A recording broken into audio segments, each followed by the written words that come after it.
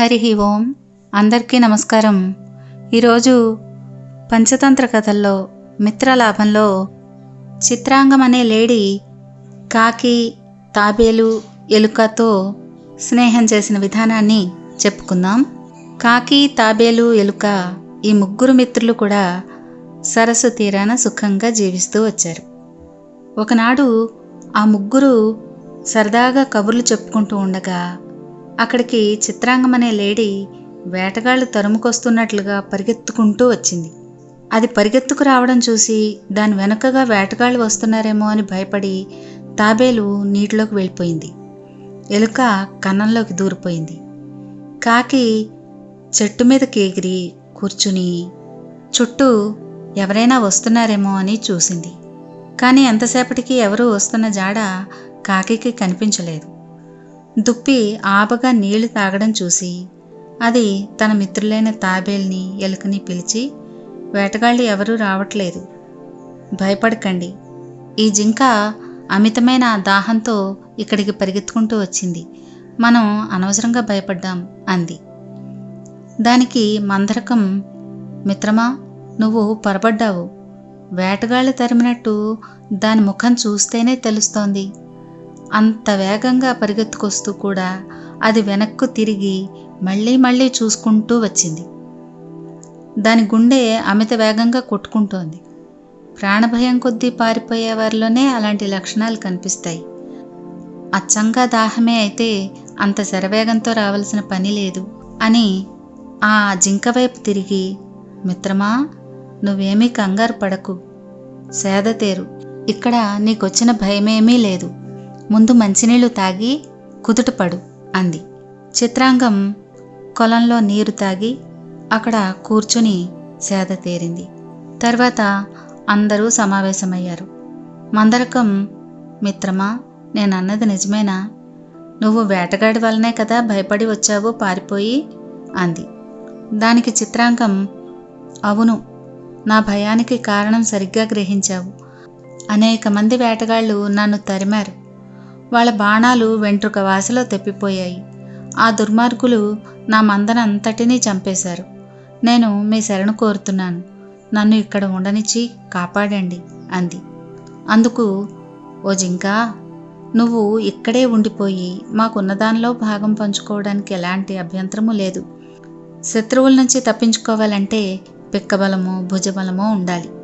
వేటగాళ్ళు వచ్చి పడకముందే మనం త్వరగా దట్టమైన కారడవిలోకి పోదాం అంది మందరకం. చెట్టు మీద నుంచి చూస్తున్న కాకి, వేటగాళ్ళు వాళ్ళ శిబిరానికి వెళ్ళిపోతున్నారు, ప్రస్తుతానికి భయపడవలసిన అవసరం లేదు, మనం ఈ పెద్ద చెట్టు చల్లని నీడలో సుఖంగా కాలక్షేపం చేయొచ్చు అంది. కాకితోనూ, తాబేలుతోనూ, ఎలుకతోనూ స్నేహంగా ఉండాలన్న కోరికని చిత్రాంగం వ్యక్తం చేసింది. అందుకు మందరకం, మేం బొత్తిగా అల్పప్రాణులం కదా, మా మైత్రి నీకు ఎలా ఉపకరిస్తుంది? రక్షణ కోరేవారు బలవంతులైన మిత్రుల్ని కదా కోరాలి అంది మందరకం. దానికి ఆ చిత్రాంగం, మిత్రులు అత్యల్పులైనప్పటికీ గొప్పవారికి సైతం ఎంతో సహాయం చేయొచ్చు. ఏనుగుల్ని విడిపించిన ఎలుకల కథ అదే కదా అంది చిత్రాంగం. ఆ కథ ఏమిటి అని మందరకం అడిగింది. అప్పుడు చిత్రాంగం ఇలా చెప్పింది. ఒక అరణ్యంలో ఒక శిథిలాలయం ఉండేది. దాని ముందు ఒక గొప్ప కోనేరు ఉండేది. ఆ ఆలయ శిథిలాలలో లక్షల కొద్దీ ఎలుకలు సుఖంగా ఉంటున్నాయి. ఒకసారి నీటి కరువు వచ్చేసరికి ఒక ఏనుగుల రాజు తన మందతో నీటిని వెతుక్కుంటూ శిథిలాలయం దగ్గరికి వచ్చింది. ఏనుగులు ఆ ఆలయ శిథిలాల మధ్యగా వస్తూ అనేకమైన ఎలుకల్ని తొక్కేశాయి. అప్పుడు ఎలుకలన్నీ సమావేశం జరిపి తమకి ఏర్పడిన ప్రాణభయం గురించి చర్చించుకుని ఏనుగుల రాజు దగ్గరికి రాయబారం పంపాయి. ఏమనంటే, మా పట్ల భూతదయ చూపించండి, ఎంత క్షుద్ర ప్రాణులమైనా మా వల్ల మీకు ఎంతో ప్రయోజనం ఉండొచ్చు అని. ఏనుగుల రాజు ఆ మాటకి నవ్వి కూడా ఎలుకల కోరికని మన్నించింది. ఏనుగులు శిథిలాల మధ్యగా నడవడం మానేసి కోనేటి వద్దకి చుట్టూ తిరిగిపోతూ వచ్చాయి. అక్కడికి సమీపంలో ఉన్న ఒక రాజు ఏనుగుల ఆచూకీ తెలిసి నీటిలో ఏనుగుల్ని పట్టే ఏర్పాట్లు చేయించాడు. నీటిలో వేసిన ఉచ్చులు చూడక ఏనుగులు చాలా మటుకు చిక్కుబడిపోయాయి. ఏనుగుల రాజు ఎలుకల వాగ్దాన జ్ఞాపకం పెట్టుకుని ఆ ఉచ్చుల్లో చిక్కుకొని ఒక ఆడ ఏనుగుని ఎలుకల వద్దకి పంపించింది. ఎలుకలు వచ్చి ఏనుగుల దీనస్థితిని చూసి వాడి అయిన తమ పళ్లతో ఏనుగుల బంధాల్ని కొరికేసి వాటికి విముక్తి కలిగించాయి. ఏనుగుల రాజు తన స్నేహితులతో స్నేహం చేయండి, ఎంత దుర్బలులైన మిత్రులు సైతం ఆపదలో ఆదుకోవచ్చు, ఈ సంగతి ఎలుకలు ప్రత్యక్షంగా నిరూపించాయి అని సంతోషంగా చెప్పింది. ఈ కథ విన్న తర్వాత కాకి, ఎలుక, తాబేలు ఆ చిత్రాంగంతో స్నేహం చేయడానికి సంతోషంగా అంగీకరించాయి.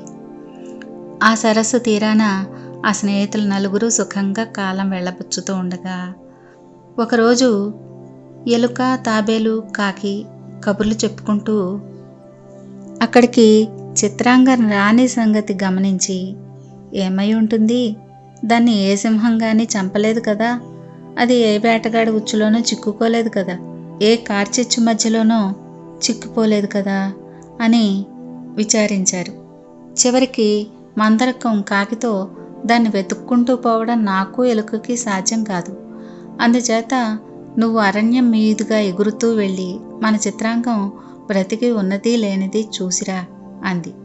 లఘుపతనకం అలాగే ఎగురుతూ వెళ్ళి సరస్సుకి సమీపంలోనే ఉచ్చుల్లో చిక్కి అల్లాడుతూ ఉన్న ఆ చిత్రాంగాన్ని చూసి దుఃఖంతో, మిత్రమా, ఏమిటిది అని అడిగింది.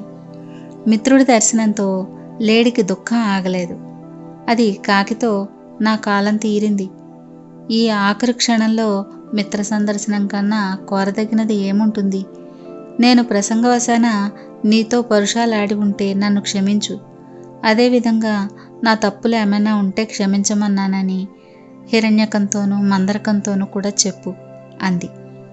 దానికి కాకి, మిత్రమా, మాలాంటి మిత్రులుండగా నువ్వు నిరాశ చెందకూడదు, నేను ఇప్పుడే వెళ్ళి హిరణ్యకాన్ని తీసుకొస్తాను, అది నీ ఉచ్చుతాళ్లను కొరికి నిన్ను విడిపిస్తుంది అని చెప్పింది. ఇలా కాకి లేడిని ఊరడించి తాబేలు, ఎలుక ఉన్న చోటికి వెళ్ళి లేడికి సంభవించిన దుస్థితిని తెలిపింది. హిరణ్యకాన్ని తన వీపు మీద ఎక్కించుకుని వేగంగా లేడి ఉన్న చోటికి తీసుకొచ్చింది. తన మిత్రుల్ని చూడగానే లేడి, బుద్ధిమంతుడైన వాడు ఆపదలో సహాయం పొందాలంటే మీలాంటి మిత్రులనే సంపాదించాలి అంది. ఎలుక లేడిని, మిత్రమా, ఇంత వివేకం కల నువ్వు ఉచ్చుల్లో ఎలా పడ్డావు అని అడిగింది. నేను ఉచ్చులలో పడడం ఇది నాకు మొదటిసారి కాదు, అది వరకు ఒకసారి ఇలాగే చిక్కుపడి చివరికి తప్పించుకున్నాను అంది లేడి. ఆ కథ చెప్పమని ఎలుక అడిగితే, ఇది కథలు చెప్పుకునే సమయం కాదు, వేటగాడు ఏ క్షణానైనా రావచ్చు, నా బంధాలు కొరుకు అని ఆ చిత్రాంగం అడిగింది.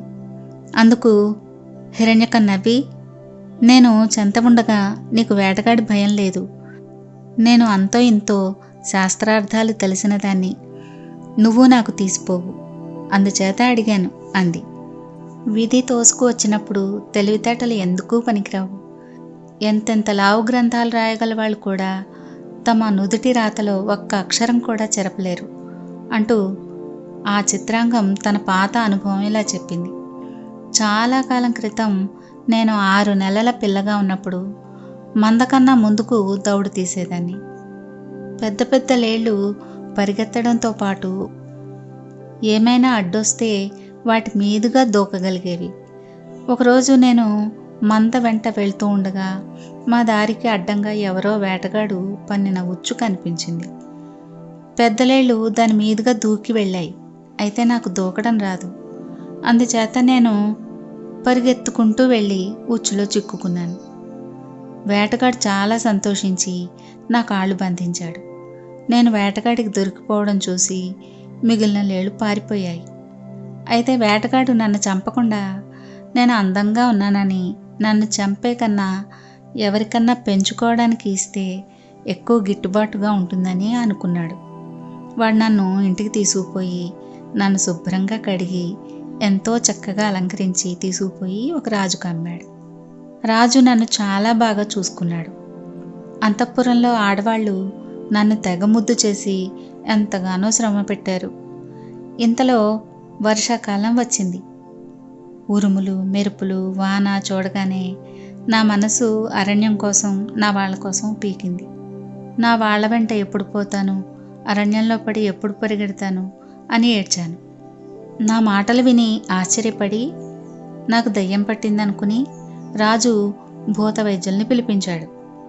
వాళ్ళు నన్ను కర్రలతో కొడుతూ ఉంటే ఒక సాధువు వాళ్ళని మందలించి, ఎందుకు దాన్ని అలా హింస పెడుతున్నారు, అది చెయ్యకూడని పని ఏం చేసింది అని అడిగాడు. నేను అన్న మాటల్ని వాళ్ళు ఆయనకి చెప్పారు. ఈ అభాగ్యపు లేడీ తన స్వాతంత్ర్యం కోసం, తన పాత విహార స్థలాల కోసం పరితపించడం కన్నా స్వాభావికం ఏముంటుంది, దాన్ని విడిచిపెట్టండి అని సాధువు చెప్పాడు. రాజు నాకు శుభ్రంగా స్నానం చేయించి, దెబ్బల వలన కలిగిన నా గాయాలకు మందులు పూయించి నాకు స్వేచ్ఛని ఇప్పించాడు అని చిత్రాంగం తన కథని చెప్పింది. లేడీని విడిపించుకురావడానికి వెళ్ళిన కాకి, ఎలుక ఎంతకీ తిరిగి రాకపోయేసరికి తాబేలు ఆరాటపడి తానే నింపాదిగా పాకుతూ తన మిత్రులున్న చోటికి బయలుదేరింది. తాబేలు రావడం చూసి కాకి కంగారు పడింది. వేటగాడు వస్తే కాకి ఎగిరిపోగలదు, ఎలుక ఏ కలుగులోనో దూరిపోగలదు, లేడి పారిపోగలదు. కానీ తాబేలు వాడి నుంచి ఎలా తప్పించుకుంటుంది? ఇలాగ ఆలోచించి, నువ్వు ఎందుకు వచ్చావు? వెంటనే వేటగాడు ఇక్కడికి తిరిగి రాకముందే త్వరగా వెనక్కి తిరిగిపో అంది కాకి తాబేలుతో. నేనేం చెయ్యను, లేడీ ఆపదలో ఉందాయే, మీరిద్దరూ ఎంతకీ రాలేదు, ఇంకా నేను నిలవలేక వచ్చేశాను అంది తాబేలు. వాళ్ళు ఇలా మాట్లాడుకుంటూ ఉండగానే వేటగాడు వస్తూ ఉండడం చూసి కాకి గట్టిగా అరిచింది. ఎలుక చప్పున లేడి బంధాలు కొరికేసింది. లేడీ మధ్య మధ్య వెనక్కు తిరిగి చూస్తూ అతివేగంగా పారిపోయింది. కాకి చెట్టు మీదకి ఎగిరింది. ఎలుక సమీపంలో ఉన్న ఒక కలుగులో దూరింది. లేడి తప్పించుకుపోయినందుకు బాధపడుతున్న వేటగాడు తాబేలును చూసి సంతోషించి దాన్ని పట్టుకుని దర్భగట్టితో దాన్ని తన విల్లుకి కట్టేసి ఇంటికి బయలుదేరాడు.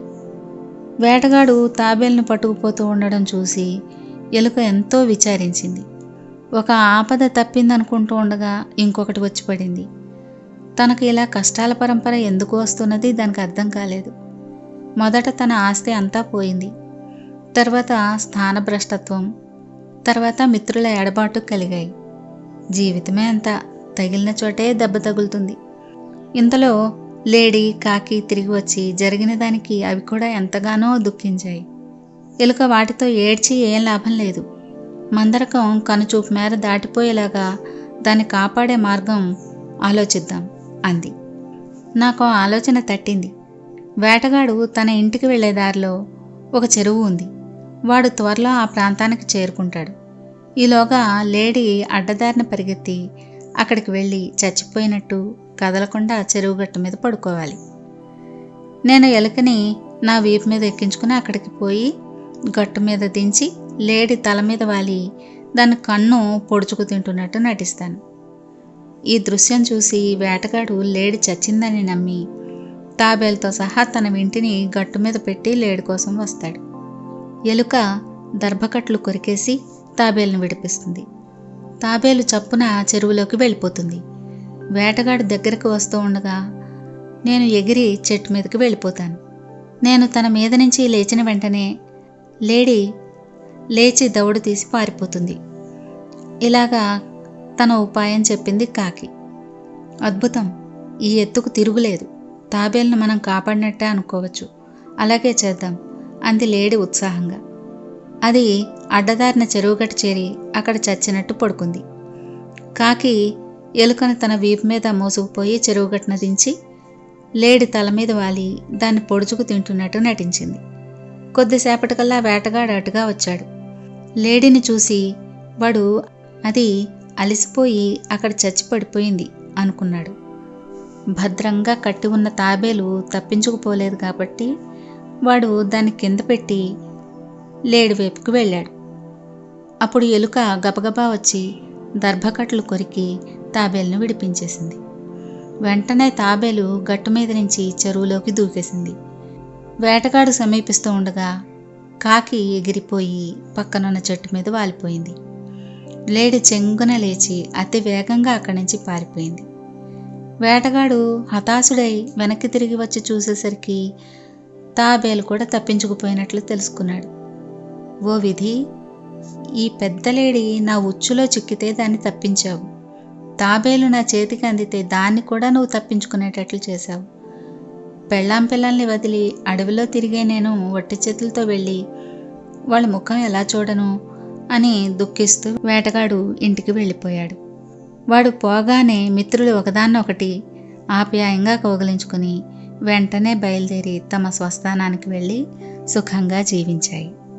ఈ విధంగా విష్ణుశర్మ రాజకుమారులతో మిత్రలాభంలోని కథల్ని చెప్తూ ఉన్నాడు.